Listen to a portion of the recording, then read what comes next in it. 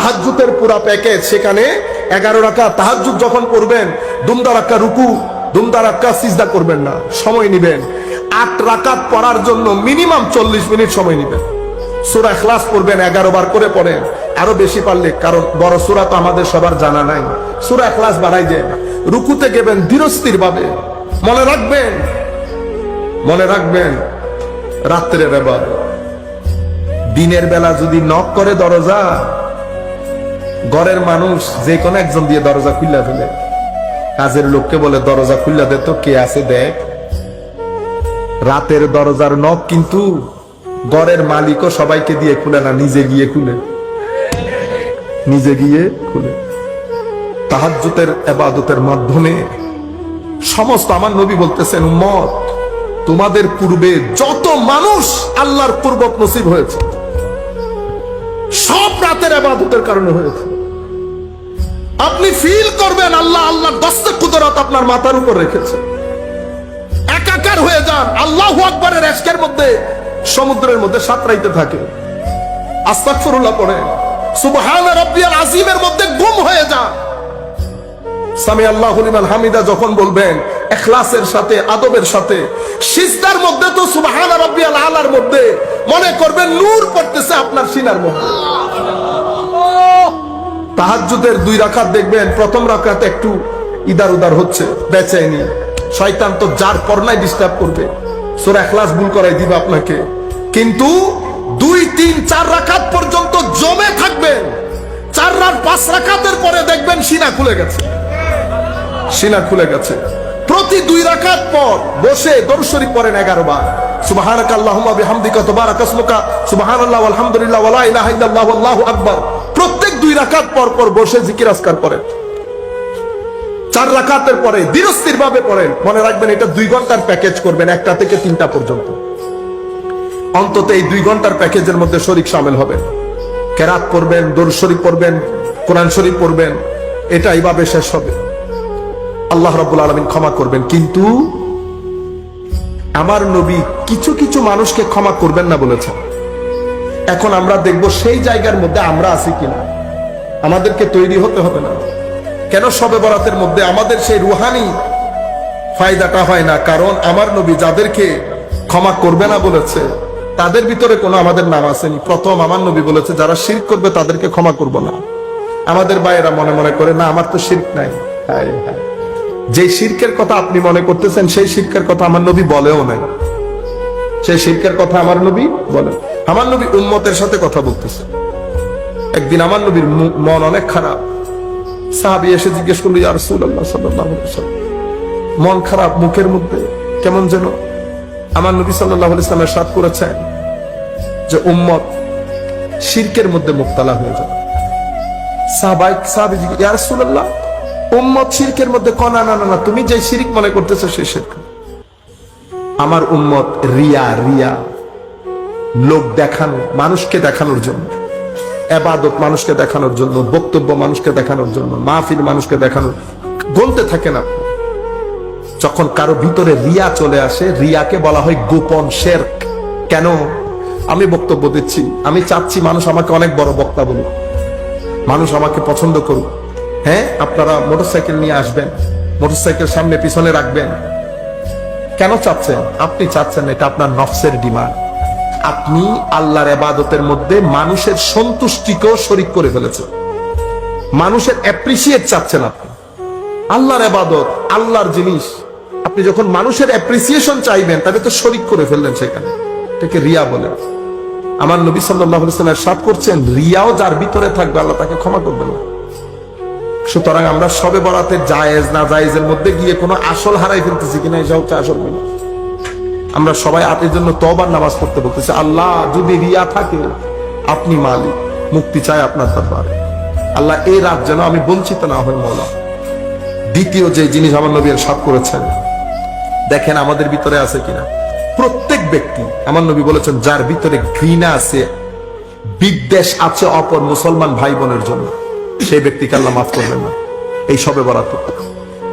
আপনাদের সাধারণ মানুষ তো দূরের কথা, আমরা যারা গ্রুপিং করে 2-3 ভাগ হয়েছি, একজনের চেহারা আরেকজন দেখতেছি, ঘৃণা আছে না ভিতরে? আমি সাধারণ মানুষ বাদ দিলাম, হ্যাঁ আমি জানি আপনি এখন হাদিস আরেকটা বলবেন। আলেম তো মানুষের কাছ থেকে পার পেয়ে যাবেন, কিন্তু এক জায়গা থেকে পার পাওয়া যায় না, এক জায়গা থেকে পার পাওয়া যায় না। সম্মানিত উপস্থিতি, এবার বলতে থাকেন তো আমাদের মধ্যে আছে কিনা হিংসা, বিদ্বেষ? একজন টাকা বেশি এসে আমার ভিতরে খারাপ লাগতেছে, আরেকজনের পরিচিতি বাড়ছে খারাপ লাগতেছে, মানে হিংসার ছড়াছড়ি।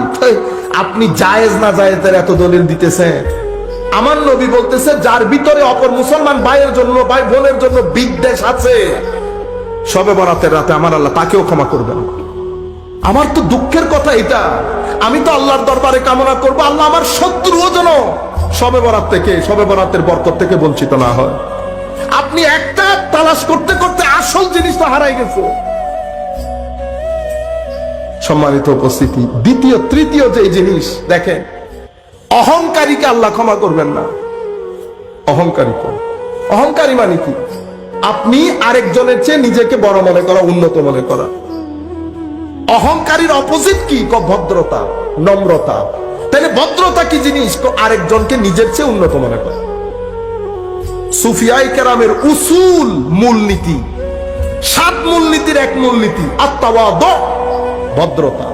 কাদেরিয়া তরিকা, হুজুর গৌসুল আজম আব্দুল কাদের জিলানীর তরিকায় কাদেরিয়া, হুজুরের তরিকার 7 উসুলের এক উসুল হচ্ছে আত-তাওয়াদু, ভদ্রতা।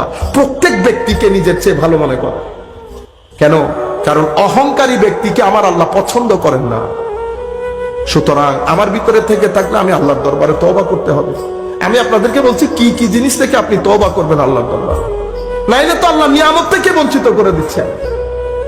সম্মানিত উপস্থিতি, মানুষ হত্যাকারী আছে আমাদের এখানে, অভাব নাই। কেউ হত্যা করে, কেউ অ্যাটেম্পট টু মার্ডার, কেউ মার্ডারের প্ল্যান করতেছে।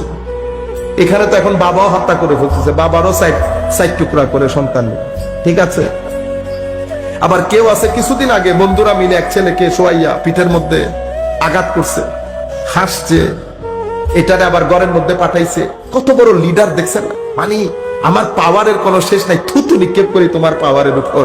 তোমার চেয়ে বড় পাওয়ার ফেরাউন মিশরের জাদুঘরের মধ্যে কাঠ হইয়া শুইয়া আছে, পুরা পৃথিবীর মানুষ গিয়ে থুতু ছিটায়। বুঝতে পেরেছেন?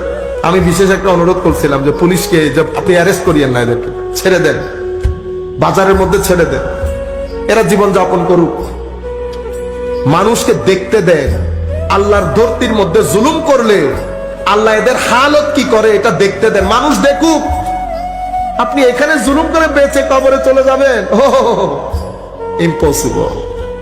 আপনি এখানে আরেকজনের হককে আরামসে কবরে চলে যাইতেন, এটা তো হইতে দেবে না। মাইয়া আমাল সুআন ইজজাবে, আর জাযা যেটা সেটা শুধু কবরের মধ্যে না, আমার আল্লাহ এখানে আরামের গুমকে হারাম করে ফেলবে।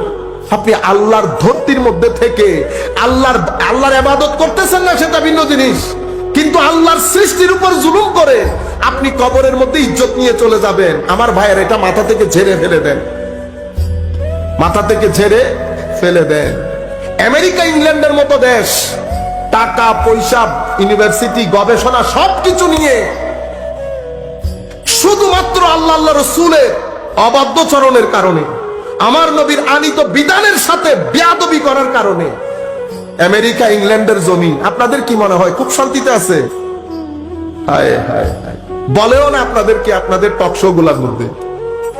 পৃথিবীর ডিভোর্স রেট, আত্মহত্যার rate, rape rate, drug dealing এর rate, alcoholic addiction, family broken down, বলতে থাকেন আপনি। ঘরের ভিতরের অশান্তি, মানুষের কান্না, আকাশ ভেঙে যাওয়ার জোগাড়। শুক্রবার শনিবার আসলে ঘরে পাওয়া যায় না, মদের দোকানে মদকে ভূত হয়ে থাকে। কেন? ভিতরকে শান্তি দেওয়ার জন্য। ডিপ্রেশন, হতাশা ছেলেদেরকে, যুবক তরুণ প্রজন্মকে পাগল করে ছেড়ে দিচ্ছে। আমি হলে অক্সফোর্ড, ক্যামব্রিজ, MIT, নাসা বন্ধ করে দিতাম, বন্ধ করে এই সমস্ত জিনিস। আমাদের জন্যই তো গবেষণা, আমার ভিতরে শান্তি নাই, গবেষণা দিয়ে কি করব? আপনারা বুঝতে পেরেছেন? এত বিশ্ববিদ্যালয় সব ওদের দেশে না, টকশোর মধ্যে কত সুন্দর সুন্দর কথা বলে, এমন ভাবে তুলে ধরে মনে হয় যেন দুনিয়ার হ্যাঁ যেটা ভালো সেটা ভালো, যেটা সুন্দর সেটা সুন্দর, ডেমোক্রেসি, হিউম্যান রাইটস, মানুষের অধিকার, সবকিছু আমাদের চেয়ে 100 গুণ ভালো, কোনো সন্দেহ নাই। তাদের শারীরিক স্বাস্থ্য আমার চেয়ে অনেক ভালো, কোনো সন্দেহ নাই। কিন্তু মানসিক স্বাস্থ্য আমেরিকা, ইংল্যান্ড, ইউরোপের চেয়ে আমার দেশ অনেক ভালো। মানসিক স্বাস্থ্য কেন, কিসের কারণে আমার মানসিক স্বাস্থ্য ভালো? কখনো প্রশ্ন করবেন না কিসের কারণে? এই সুফিয়ায়ে কেরামের মাজারের কারণে, তরিকতের খানেকার কারণে, জুমার দিনে উলামায়ে কেরামের বক্তব্যের কারণে, ঈদে মিলাদুন নবীর মাহফিলের কারণে। সারা বছর ব্যাপী মাহফিলের আয়োজন হয়, আপনারা আসেন, বসেন, উলামায়ে কেরাম আপনাদেরকে তাকরীর শোনান। সামগ্রিক বিষয় মিলে এখনো পর্যন্ত বাংলাদেশের মানসিক স্বাস্থ্যকে উন্নত রেখেছে। নতুবা যেই পরিমাণ পাপ আমরা করি, জুলম আমরা করি, প্রতারণা আমরা করি, আমাদের মানসিক স্বাস্থ্য আমেরিকাকে ছাড়িয়ে যাওয়ার কথা। কিন্তু আল্লাহ পাকের অপরিসীম দয়া। আপনি কি মনে করছেন ঢাকা বিশ্ববিদ্যালয়ের মাধ্যমে মানসিক স্বাস্থ্য ভালো রেখেছেন? এমআইটি দিয়ে মানসিক স্বাস্থ্য ভালো রাখতে পারে নাই, নাসা দিয়ে মানসিক স্বাস্থ্য ভালো রাখতে পারে নাই, অক্সফোর্ড ক্যামব্রিজ দিয়ে ভালো রাখতে পারে নাই, আপনি ঢাকা ইউনিভার্সিটি দিয়ে করতে পারছেন। আপনি মোল্লাদেরকে মোল্লা মনে করেন, মোল্লা না থাকলে সরকারের বাজেটের মধ্যে অর্ধেক বাজেট মানসিক স্বাস্থ্য ট্যাকল করার জন্য করতে হইতো। আপনি জুমার বক্তব্যকে, মাহফিলে উলামায়ে কেরামের বক্তব্যকে এত হালকা মনে করিয়েন না। সুফিয়ায়ে কেরামের মাজার বন্ধ করে দেওয়ার কারণে আরব বিশ্বের মধ্যে, আমি নাম নিচ্ছি না, যে সমস্ত দেশে টাকা বেশি বিল্ডিং বেশি, টাকা বেশি বিল্ডিং বেশি, সেই সমস্ত দেশের লোক নামাজ পড়ে না। নামাজের সময় তো দরজা বন্ধ, দোকানপাট সব বন্ধ করে দেয় না? তো নামাজের মধ্যে যদি দোকানপাট বন্ধ করে দেয় তাহলে তো আপনি অনেক বড় নামাজি। তো নামাজ মানুষকে গর্হিত কাজ, অশ্লীল কাজ থেকে মুক্ত রাখার কথা। এখন তো নামাজের দরজা বন্ধ করেন ঠিক, এগুলো তো আরো বেড়ে যাচ্ছে, এগুলো আরো বেড়ে যাচ্ছে। তাইলে আপনি নামাজের শরীরকে নিয়ে টানাটানি করতেছেন। নামাজের রূহ কোথায়? আপনার সমাজে নামাজের রূহ নাই। রূহে নামাজ পেতে ইয়েমেনে যান, সিরিয়াতে যান, দিমেশকে যান, প্যালেস্টাইন যান। আর যদি আরো দেখতে ইচ্ছে করে বাংলাদেশ, ইন্ডিয়া, পাকিস্তানে আসেন। রূহে নামাজ বাংলার জমিনে টিকিয়ে কারা রেখেছে? আউলিয়ায়ে কেরাম, আউলিয়ায়ে কেরাম। আপনি, আপনার কাছে ছোট্ট একটা নাবালেগ ছেলে পর্যন্ত নিরাপদ না, আপনি আবার রূহে নামাজ টিকিয়ে রাখবেন? আপনারা বুঝতে পেরেছেন আমার কথা?